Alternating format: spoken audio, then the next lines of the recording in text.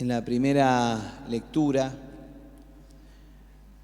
nos encontramos con esta profecía de Isaías, donde al pueblo que estaba agobiado, desconsolado, cansado, Isaías dice que el Señor manda a decirles, no se desanimen, sean fuertes, tengan valor, porque Dios está con ustedes, Dios está en medio de ustedes.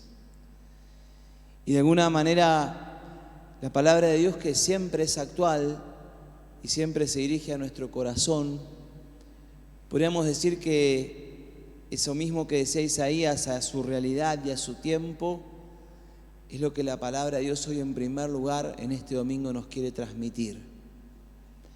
En la vida, en nuestra vida, hay distintos momentos y circunstancias en las cuales, por distintas cosas que puedan pasarnos, tengamos esa experiencia del desánimo. Esa experiencia en la que muchas veces decimos en una imagen, ya no tengo fuerzas, tengo ganas de bajar los brazos. A veces tiene que ver con concretamente el camino de la vida. Otras veces el encuentro con situaciones en las que sentimos que fracasamos y que no podemos cambiar algunas circunstancias o cuestiones de nuestra propia personalidad. Otras veces nos enfrentamos a el dolor concretamente de la humanidad en la injusticia, y también frente a ese dolor y esa injusticia y a eso que a veces tanto nos enoja, puede aparecer ese desánimo que nos dice: ¿qué sentido tiene seguir adelante? ¿Qué sentido tiene soñar con algo más justo, con algo mejor? El desánimo es una tentación, nos dirá San Ignacio, siempre muy presente en el corazón del discípulo. Y la forma de poder combatir ese desánimo, que a veces puede ser muy cotidiano, nos dice la palabra de Dios, es tener la certeza de que nosotros somos fuertes porque Dios nos habita, porque Dios está con nosotros, porque Dios está en medio de nuestro pueblo, en medio de nuestra familia, en medio de nuestra vida. Es decir, ese desánimo no se vence porque nos propongamos voluntariamente nosotros lograr que un montón de cosas cambien, porque a veces no lo podemos hacer.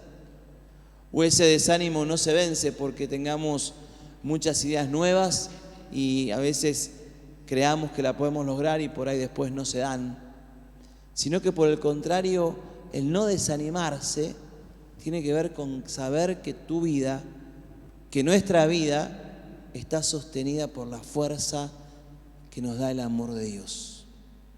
Y de alguna manera, desde esa lectura podríamos decir que tener fe nos hace fuertes.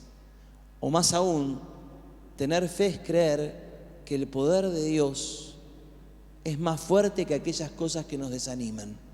A veces de nuestro marco interior, a veces de nuestro marco comunitario, familiar, o de nuestra misma vida personal, o de nuestra cultura, o de nuestra sociedad. Dios es más grande, Dios es más fuerte, Dios está en medio de su pueblo, y la palabra del profeta es: no se desanimen, porque Dios es fuerte y está con ustedes. Y de alguna manera, dando cumplimiento a esa profecía, nos encontramos con el Evangelio de Marcos, en donde Jesús hace un milagro nuevo y un milagro maravilloso, que es sanar a un sordo mudo. Una persona que estaba de alguna manera aislada socialmente, una persona que estaba librada, podríamos decir, a la buena de Dios o a la caridad que alguno quisiera o pudiera ejercer con él. Y Jesús se hace cargo de aquella profecía que Isaías había proclamado, y Él se muestra como el Dios que se compadece y que hace fuerte a los que están débiles, que hace fuertes a los que están sufriendo, que hace fuertes a aquellos que experimentan alguna forma de fragilidad. Algún teólogo nos dirá que Jesucristo viene a revelarle a los hombres el rostro de Dios. Y el rostro de Dios, podríamos decir, en Jesús, es el rostro de la cercanía, es el rostro de la ternura, es el rostro de la misericordia. Creer en Jesús es creer en el poder de Dios que se hace cargo del frágil, que se hace cargo del pobre, que se hace cargo del débil, que se hace cargo de nuestras propias pobrezas y fragilidades y debilidades cuando nos encontramos con nuestros propios límites y podemos pedirle a Él que actúe en nuestro corazón por medio de la fe. Es por eso que Jesús va a utilizar una palabra muy fuerte para sanar al sordomudo, que es efatá, es decir, ábrete. Y por tanto, podríamos de alguna manera leer entre líneas que no solamente el milagro tiene que ver con que el sordo vuelva a escuchar o el mudo vuelva a hablar. El milagro tiene que ver con que en aquella persona que se encontró con Jesús se abra su corazón. Cuando el corazón se abre a la presencia de Dios, la vida se transforma. Cuando el corazón se abre a la presencia de Dios, es posible que aquello que sentíamos nos agobiaba, nos cansaba, nos sacaba las fuerzas o no sabíamos cómo seguir o qué hacer, se transforma en un nuevo camino de vida. Para encontrarnos con la obra de Dios en nuestra vida, tenemos que abrirle nuestro corazón. Y eso es lo que hoy, de alguna manera, le queremos pedir a Jesús.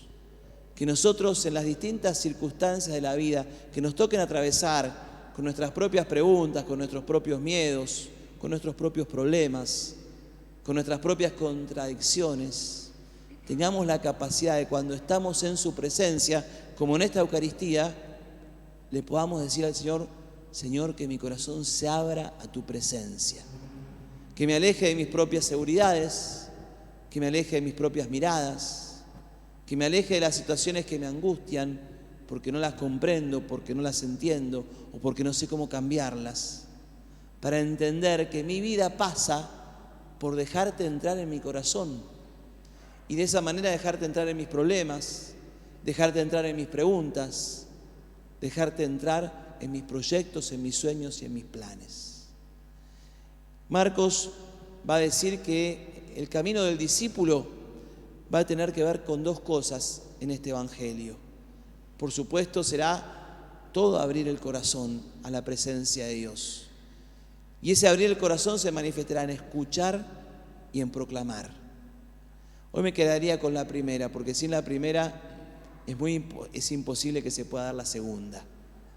Que tengamos en ese abrir el corazón la capacidad de poder escuchar. De esto podríamos hablar un montón y no me voy a prolongar ahora en este sentido, porque cuánto nos hace falta escuchar y cuánto el Evangelio nos habla de que sin la presencia de Dios podemos quedarnos sordos en nuestra vida, escuchando nuestros propios relatos, nuestras propias miradas, nuestras propias formas de ser, nuestros propios miedos, nuestras propias broncas, nuestros propios egoísmos. Y se trata de que el corazón se abra para poder escuchar lo que Dios quiere de nosotros. ¿Cuándo somos fuertes?